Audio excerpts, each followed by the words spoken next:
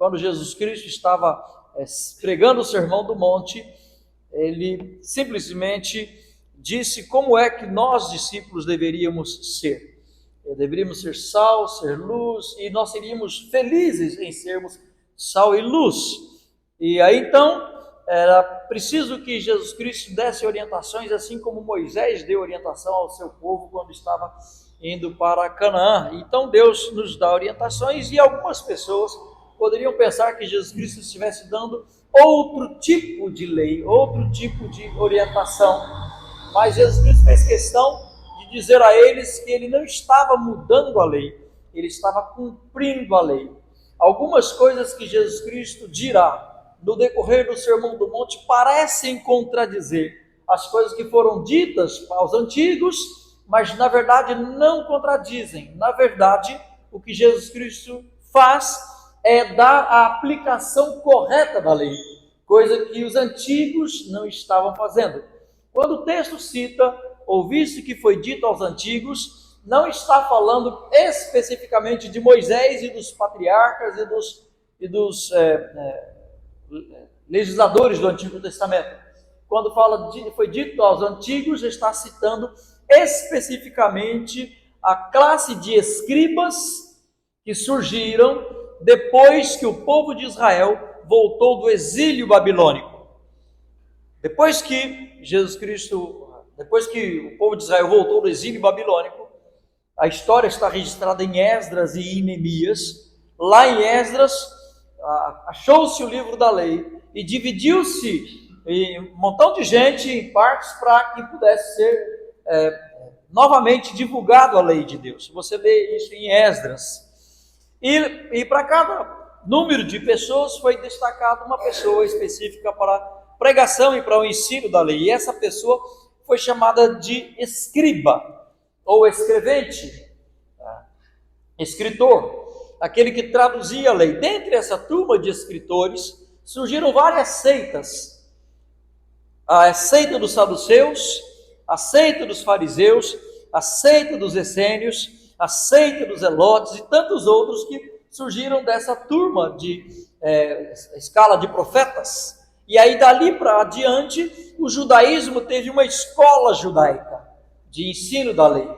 Esses que eram participantes das escolas judaicas de ensino da lei aprendiam a Torá ou a lei desde a adolescência até se tornarem doutores da lei. É por isso então que você vê na Bíblia Jesus Cristo sendo chamado de Rabi algumas vezes, porque Rabi era o nome que se dava à pessoa que havia se formado numa escola judaica da lei de Moisés. Então Jesus Cristo algumas vezes foi chamado de Rabi, porque embora ele não tenha estudado numa dessas escolas, o povo reconhecia a sua autoridade.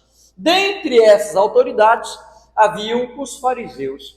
E ao citar, ouviste que foi dito aos antigos, o Senhor Jesus Cristo está citando a interpretação que esses escribas deram ao Antigo Testamento.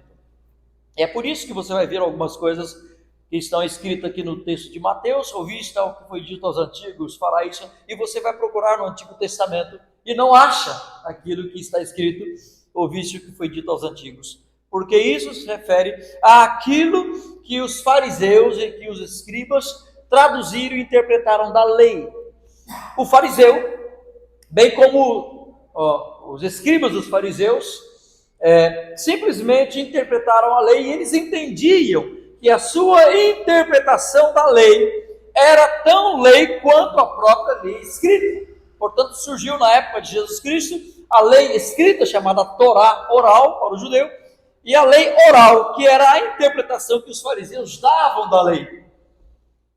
E aí então, Jesus Cristo baterá de frente com a interpretação que os fariseus davam da lei, porque algumas coisas os fariseus interpretavam de forma não conveniente, de forma não correta. Então Jesus Cristo fala assim: ouviste o que foi dito aos antigos?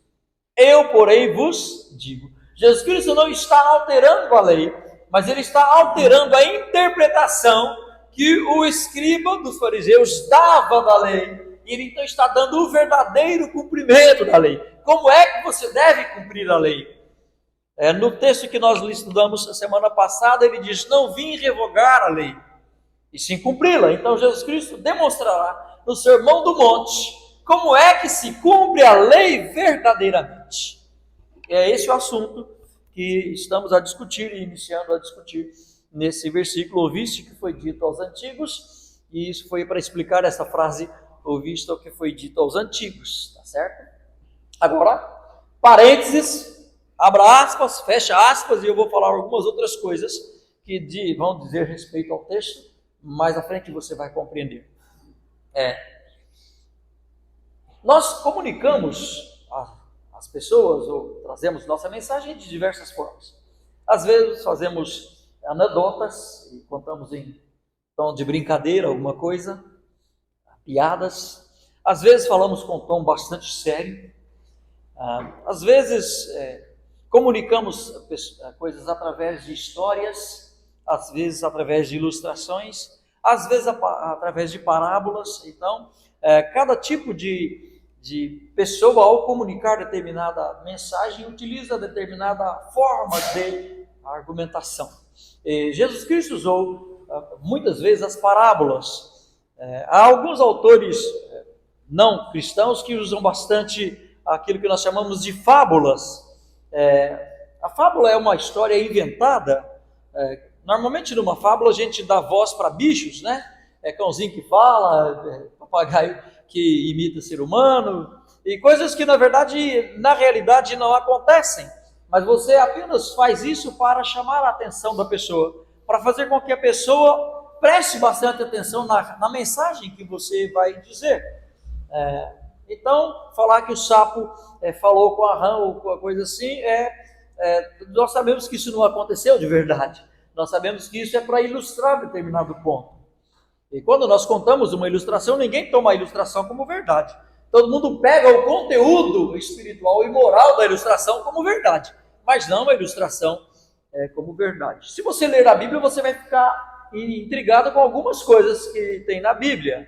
Na Bíblia tem, por exemplo, até acho que já falei sobre isso com os irmãos, tem na Bíblia, por exemplo, de um camarada que tinha 100 ovelhas e deixou uma no deserto. E foi atrás de outra. E eu pergunto, qual é o pastor que faz isso? Que deixa uma ovelha no deserto? 100, deixa 99 ovelhas no deserto? Sabe? Nenhum pastor faz isso. Isso foi uma história que Jesus Cristo contou, evidentemente, para ilustrar uma coisa. E todo mundo, quando ouviu a história, sabia que era uma história. E todo mundo entendeu bem.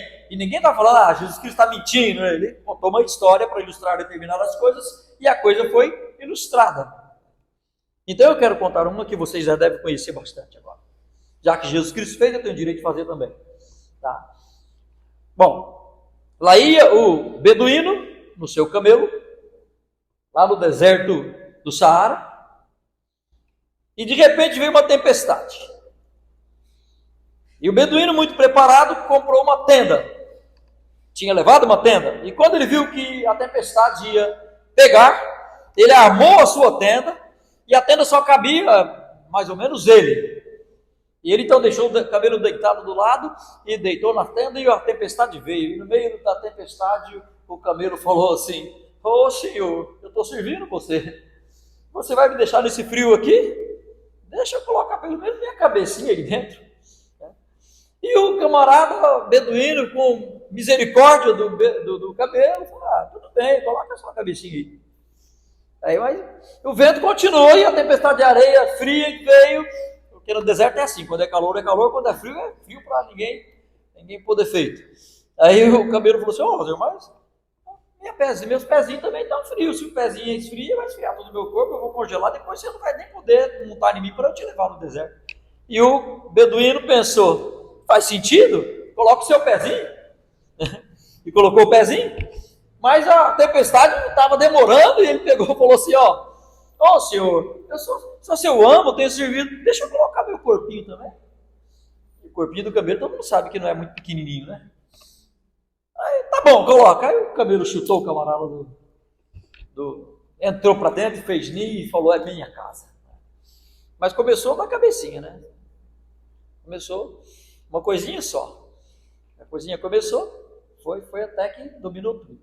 Um dia, eu estava na igreja, o camarada falou assim: pastor, por que eu não posso tomar umas biritas? Não está proibido na Bíblia? E eu peguei e falei para ele assim: você já viu alguém ficar embriagado tomando só uma birita? Ele: não, por isso mesmo. Falei: ele teve que tomar bastante, né? Pois é, mas ele começou tomando bastante ou tomando só uma biritinha? Tomando só uma biritinha. Pois então, começa assim mesmo: primeiro a cabecinha, depois o pezinho, depois o corpinho, depois você já está todo embriagado. É assim que começa. E eu falei para ele: então eu vou citar um texto para você que manda você evitar esse pedacinho. Tem um texto em Provérbios que fala: não olhes para o vinho quando ele se mostra vermelho, porque ao cabo ficará como a serpente. Pois então, tome tua linha do menor para o maior, do pequenininho para o grande. Essa é uma técnica de comunicação. Quando você quer comunicar alguma coisa para a pessoa, às vezes se você falar aquilo que você quer falar de imediato, você choca a pessoa. Você deixa a pessoa. Então você faz o quê? Você vai devagarzinho. Tem uma história muito interessante de um camarada que ligou para a família dele lá na Europa e falou assim: aqui no Brasil seu pai morreu. E a pessoa deu um treco lá e morreu também. O vizinho dele falou assim para ele: filhinho, quando você for comunicar alguma coisa, você não comunica assim, você comunica devagarzinho. E o cara um dia ligou para o outro lá na Europa e falou assim: o teu gato morreu. Onde estava o teu gato? Estava em cima da casa. Como ele morreu? Ele caiu de lá. É o seguinte, ele estava lá em cima da casa. A tua mãe foi tirar o gato de lá. E o gato caiu com a sua mãe segurando. E o teu gato morreu. A mãe dele também tinha ido, né? Aí por fim ele falou: tua mãe morreu. Maneira para comunicar. Quando minha mãe estava grávida da minha irmã mais nova, a Lloyd Cecília, minha irmã mais nova, era no dia 18 de fevereiro, e um camarada chegou na minha casa e falou assim para minha mãe assim: seu Sebastião morreu. Sebastião lá era meu pai. E a minha mãe estava com a barrigona. E a minha mãe saiu, imediatamente entrou em estado de choque, foi para o hospital. Depois eu falei com essa pessoa, eu falei: o jeito de você comunicar as coisas, está certo que ia ter a filha de qualquer jeito, mas não precisava ser desse jeito. Então, comunicando devagarzinho é uma técnica que você vai fazendo. E essa é uma técnica que os rabinos utilizavam muito. E é por isso que eu contei essas histórias todas, para mostrar para você como o rabino fazia. O rabino começava comunicando uma mensagem devagar, até que ele chegava na ênfase, no cume geral. E Jesus Cristo foi chamado de rabino muitas vezes porque ele conhecia todas as técnicas de comunicação. E agora eu quero que você preste atenção no texto, porque é isso que Jesus Cristo fez nesse texto. Dê uma olhada. Ouviste que foi dito aos antigos: quem matar estará sujeito a julgamento. Eu, porém, vos digo: quem como é que está escrito aí? Irá sem motivo. Continua. E quem proferir um insulto contra o seu irmão, e quem lhe chamar tolo. O que Jesus Cristo fez? Pegou exatamente como o cabelinho fez, né? Primeiro o menor vai evoluindo até o maior. Observe os tipos de julgamento.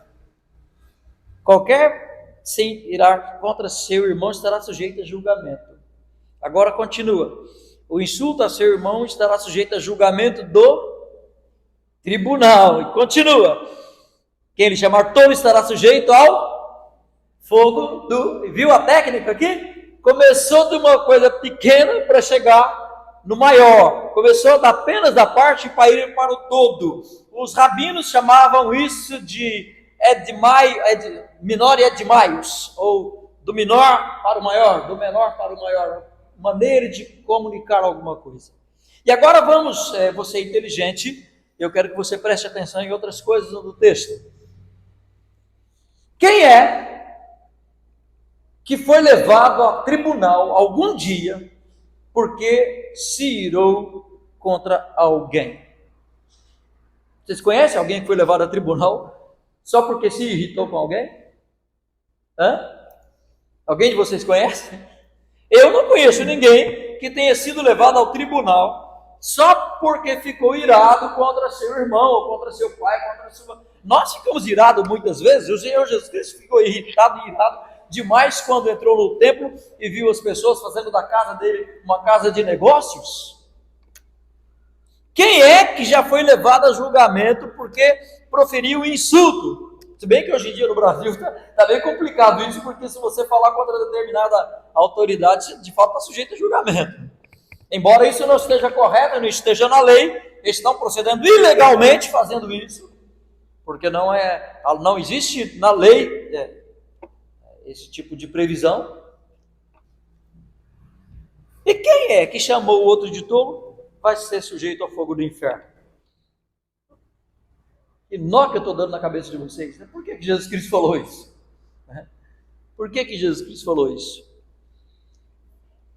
Bom, porque o final do texto anterior que nós lemos diz assim: se a vossa justiça não exceder em muito a justiça dos escribas e fariseus. A justiça dos escribas e dos fariseus, de fato, nunca tinha levado ninguém a julgamento por se irritar. A justiça dos fariseus nunca tinha levado ninguém a um tribunal porque chamou outro de tolo, ou porque chamou outro de imbecil, ou qualquer coisa desse tipo.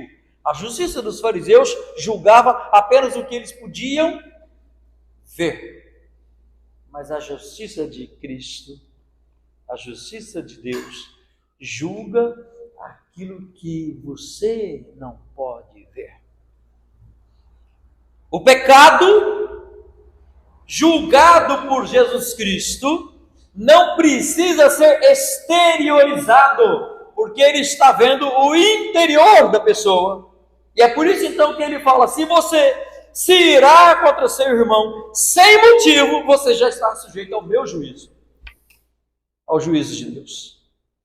Portanto, Deus não julgará apenas as vezes que você levantou voz para alguém, ou quis matar alguém, ou quis brigar com alguém, mas Jesus Cristo julgará o teu interior, o teu íntimo. De novo, eu tenho uma dificuldade com essas tecnologias. Observe que Jesus Cristo está dando aqui especificamente uma gradação de juízo que acontece na justiça dele e não na justiça dos homens. Observe que termine com ser réu do fogo do inferno, mas quem julga para mandar para o inferno? Os homens ou Deus? Deus, evidentemente. Quem punirá as pessoas no fogo do inferno não será o diabo, será Deus que vai punir. Você não deve temer aquele que faz perecer você na morte, mas você deve temer aquele que faz perecer a alma no fogo do inferno. Este não é o diabo. O diabo será também punido por Deus no lago que arde com fogo e enxofre. Portanto, a Bíblia diz para a gente ter temor do Senhor, mas do diabo diz assim: resisti ao diabo e ele fugirá de vós. Devemos temer a Deus e não o inimigo, porque é Deus quem executa juízo em nós e nas nossas vidas. E é por isso então que Jesus Cristo está falando assim: olha, se você pensa que um fariseu julgava ou levava a pessoa ao tribunal local por conta de uma ira, fique sabendo que não, mas eu vejo a tua ira. Eu sei quantas vezes você ficou irado, sem motivo nenhum, contra teu próximo. Observe que o juízo também é gradativo, porque o texto fala assim: estará sujeito a julgamento toda a comunidade judaica, toda colônia judaica tinha uma corte de julgamento local, que era composta normalmente do sacerdote daquela cidade, ou do sumo sacerdote daquela cidade. Você observa, inclusive, essas cortes de julgamento quando Jesus Cristo foi julgado, que foi levado a um determinado local, depois teve que ser transportado para outro local, até chegar na instância maior, que era o juízo de Roma. Então toda a cidade judaica tinha lá, se fosse toda a vilinha, tinha lá um sacerdote que julgava. Mas havia uma corte maior de julgamento que era chamada de sinédrio. O sinédrio era composto de mais ou menos 70 juízes, todos eles sacerdotes, fariseus ou saduceus, eram defensores da lei, esses julgavam. E aí então, o que Jesus Cristo está falando assim, olha, se você apenas se irar, tem um julgamento tipo assim, local. Mas se você exteriorizar a sua ira, o seu julgamento é maior. E se você elevar a sua ira no seu julgamento, até exteriorizar de tal forma que despreze a pessoa tola, aqui nesse sentido, o versículo, a palavra que traduz por tolo aqui é aquela palavra que diz assim, você desprezou a outra pessoa, passou por cima da outra pessoa como se ela não fosse nada. Essa é a ideia da palavra tolo aqui. Então você será sujeito a juízo do fogo do inferno. Observe claramente que o texto está dizendo assim, se o fariseu julgava o exterior, eu vejo o teu interior. Quando eu era pequenininho, bem novinho, eu ia na escola dominical e as professoras ensinavam uma música assim, cuidado o olhinho que vê, cuidado o olhinho que vê, o Salvador do céu está olhando para você, cuidado o olhinho que vê. Mas ao eu olhar uma coisa, ninguém sabe o que está no meu coração. E o cântico continuava assim, cuidado pezinho onde pisa, não, cuidado boquinha, cuidado boquinha o que fala, cuidado boquinha o que fala, é o Salvador do céu está olhando para você, cuidado boquinha o que fala.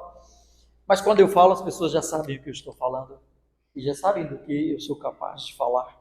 E o texto, o versículozinho, o cântico continuava falando assim, cuidado, mãozinha o que pega.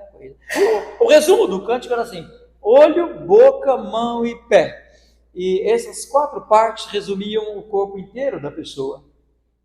O que o cântico queria dizer, o corinho queria dizer, é que Deus olha para você inteiro.